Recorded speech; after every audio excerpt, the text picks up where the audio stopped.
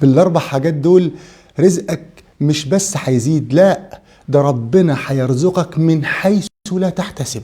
يعني لو ما عندكش حاجة خالص هتلاقي ربنا سبحانه وتعالى بعت لك رزق وخير وانت قاعد كده لا بيك ولا عليك. اه والله العظيم، ده مش كلامي، ده كلام سيدنا النبي محمد، فاسمعوا بيقول ايه بعد ما تصلوا عليه. السلام عليكم ورحمة الله وبركاته. ازاي حضراتكم عاملين؟ يا رب تكونوا جميعا بخير. يلا كلنا نصلي مع بعضنا على سيدنا وتاج راسنا سيدنا النبي محمد صلى الله عليه وسلم. زينوا الفيديو في التعليقات بالصلاة على رسول الله، ومن دلوقتي اعملوا مشاركة للفيديو، ناس كتير جدا والله محتاجاه. احنا في زمن للأسف يعني ساءت فيه الأخلاق وضاقت فيه الأرزاق. من أكتر المشاكل الناس بتعاني منها دلوقتي موضوع ضيق الرزق، اللي دخله على قده مش مكفي حاجاته وحاجات ولاده، واللي ما عندوش دخل أصلا، واللي كان عامل مشروع وما كملش، واللي مش قادر يسد في ظل الأوضاع الحالية أو الأيام اللي احنا عايشينها حاجات أسرته أو التزامات بيته وأولاده. إن شاء الله بإذن الله بالأربع حاجات دول لو التزمتهم وحافظت عليهم وعملتهم بإخلاص لله ويقين في الله رزقك هيزيد. رزقك هيزيد. لو قليل ربنا هيبارك لك فيه وهيقضي وهيفيض. رزقك هيزيد وهيقضي وهيفيض. لو كان بعيد ربنا هيقربه، لو كان قليل ربنا هيكتره، لو كان في السماء ربنا هينزله، لو كان في الأرض هيخرجه. ما تقلقش. أول حاجة إنك تعبد الله سبحانه وتعالى. تعبد الله. النهاردة بنتكلم عن 4 حاجات، حاجتين منهم عملين، يعني حاجتين هتعملهم. تمام؟ صليت على النبي، وإيه كمان؟ ودعائين هتقولهم. وأزيدك واحدة 5 ذكر تلزمه تذكر ربنا بيه. أما العملين فأول حاجة تعبد الله سبحانه وتعالى حق العبادة. يعني إيه؟ يعني رقم 1 كده تصلي. التزم بقى وصلي. أنا مش عارف بقى أنت إيه مستني عشان تصلي؟ يعني ربنا عمال يضيقها عليك عشان يقول لك صلي. أنت مش عايز تصلي ليه؟ شاغل نفسك بالرزق وعمال تجري هنا وهنا وتارك صلاتك ليه؟ شاغل نفسك بالمضمون اللي هو الرزق وتارك المطلوب منك ليه؟ وما خلقت الجن والإنس إلا ليعبدون ما أريد منهم من رزق وما أريد أن يطعمون إن الله هو الرزاق ذو القوة المتين. فاعبد ربنا، أدي صلاتك، زكاتك، صوم رمضان، ورمضان كلها شهر أو 40 يوم ونستقبله. الناس اللي بتفطر في رمضان من غير عذر يعني عيب، والله عيب، والله العظيم عيب. نصوم رمضان، نأدي صلاتنا، نخرج زكاتنا، تمام كده، ونحافظ على عبادتنا. ربنا سبحانه وتعالى هيكرمنا.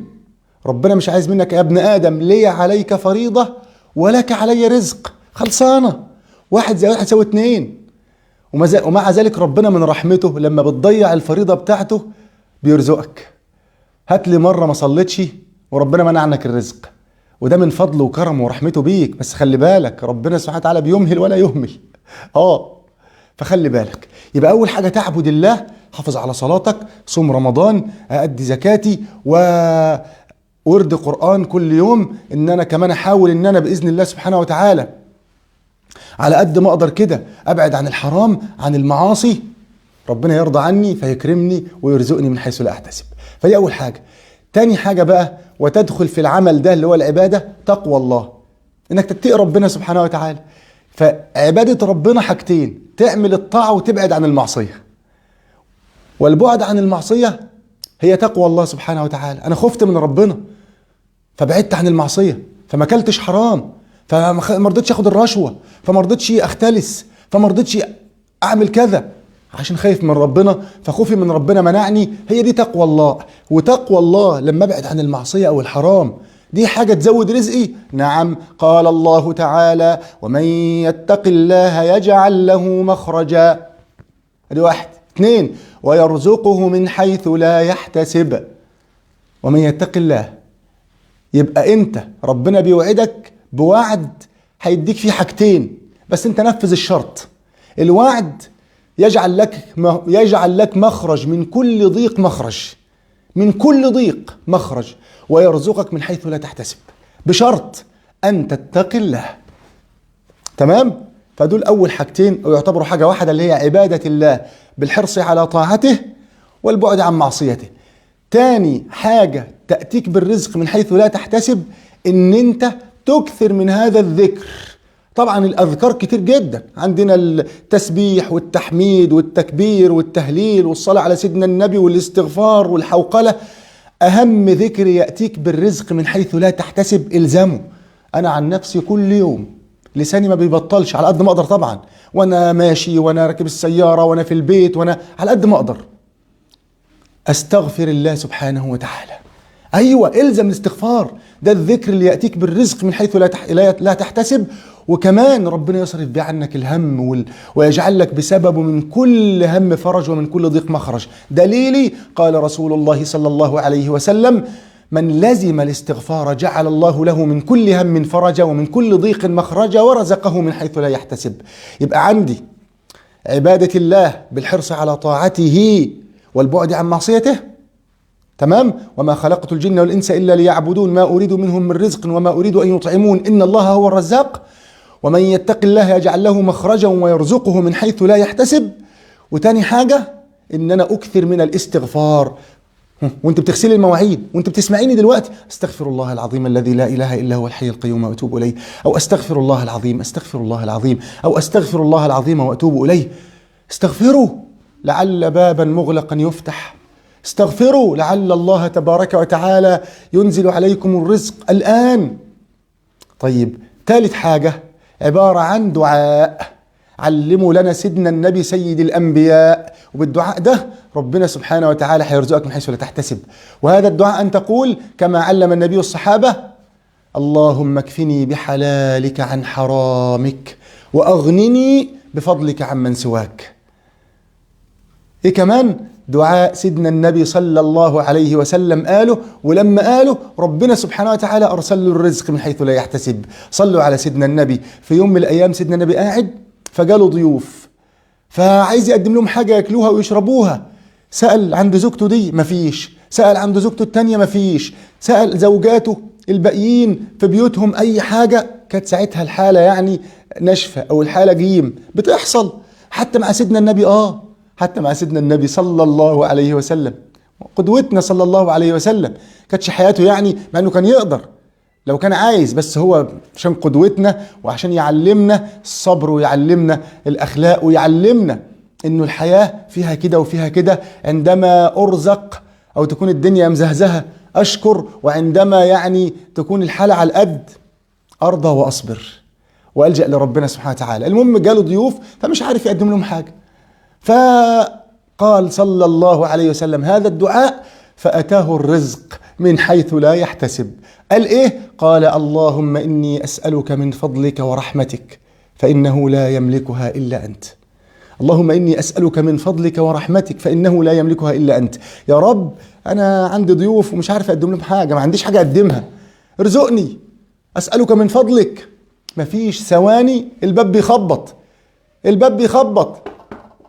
مين بيفتحوا الباب؟ لقوا صينية كبيرة عليها شاه مطبوخة، جاي عليها شاه مطبوخة مش لسه هتستوي وتنطبخ، جاهزة على الأكل. الله أكبر. ومعاها بقى الخير.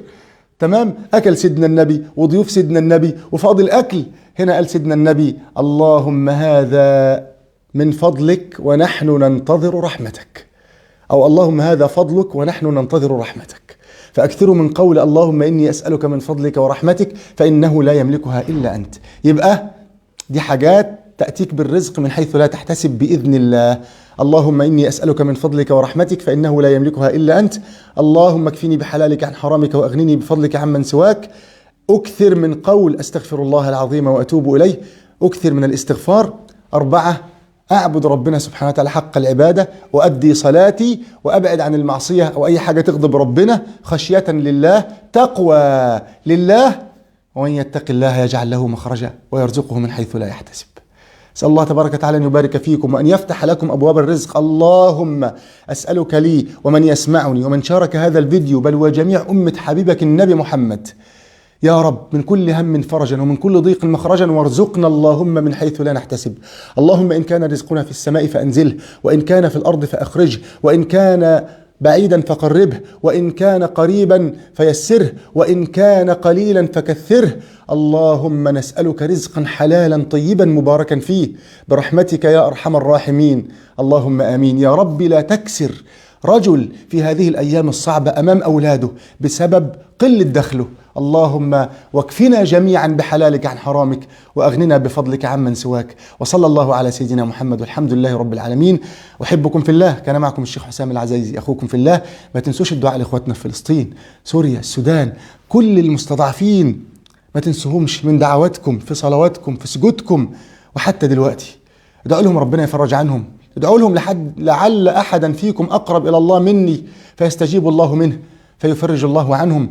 ادعوا لهم بظهر الغيب، فالدعاء بظهر الغيب مستجاب. اللهم فرج عنهم. اللهم يا علي بلا درج، يا من شق البحر لموسى حتى خرج، أخرجهم من الضيق إلى أوسع الفرج. وصلى الله على سيدنا محمد. السلام عليكم ورحمة الله وبركاته.